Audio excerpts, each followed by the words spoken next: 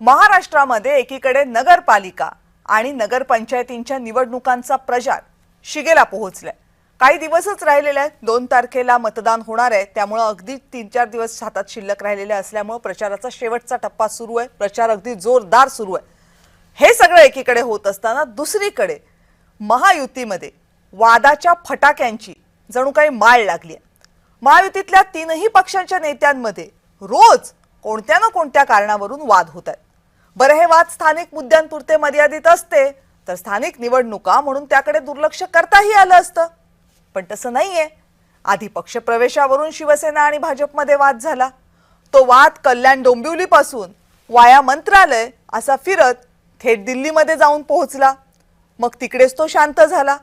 पुढे निधी वाटपाच्या मुद्द्यावरून वाद झाला। तो होता राष्ट्रवादी काँग्रेस आणि भाजपमध्ये। तिथे सुद्धा जोरदार टोलवाटोलवी झाली दोन्ही पक्षाच्या नेत्यांकडनं। शेवटी तो मुख्यमंत्र्यांनी शमवला। आणि आता काय? आता निवडणुकीमध्ये पैसे वाटण्यावरून शिवसेना आणि भाजप दोघेही आमने सामने आलेत। बरं, हा वाद इतक्या टोकाचा आहे की शिवसेना आणि भाजप या दोन्ही पक्षांचे वरिष्ठ नेते काही बोलायलाही तयार नाहीयेत। शिवसेनेचे आमदार निलेश राणे यांनी भाजपच्या प्रदेश अध्यक्षांवर म्हणजे रवींद्र चव्हाणांवर निवडणुकीमध्ये पैसे वाटण्याचे आरोप केलेले आहेत। सत्तेमध्ये असलेला एक पक्ष जर सत्तेतल्या दुसऱ्या पक्षावर असे आरोप करत असेल तर वाद किती शिगेला पोहोचलाय याची नीट कल्पना येते। निवडणुकीमध्ये पैशांची देवाणघेवाण होते हे सत्य आता सगळ्यांना माहित आहे, पण त्याची अशी पोलखोल महाराष्ट्रामध्ये क्वचित झाली असावी।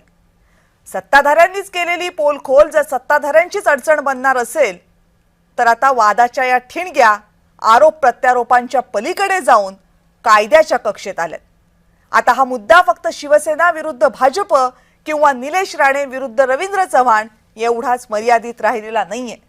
निवडणूक प्रक्रियेतील गैरव्यवहार आणि त्यावर निवडणूक आयोगाची भूमिका या पातळीवर पोहोचलाय। त्यामुळे एकीकडे या सगळ्या प्रकरणातल्या राजकारणाची चर्चा होत असताना यामध्ये खरंच बेकायदेशीर कारवाई होत असेल तर त्यावर कायद्यानं कारवाई होणार की नाही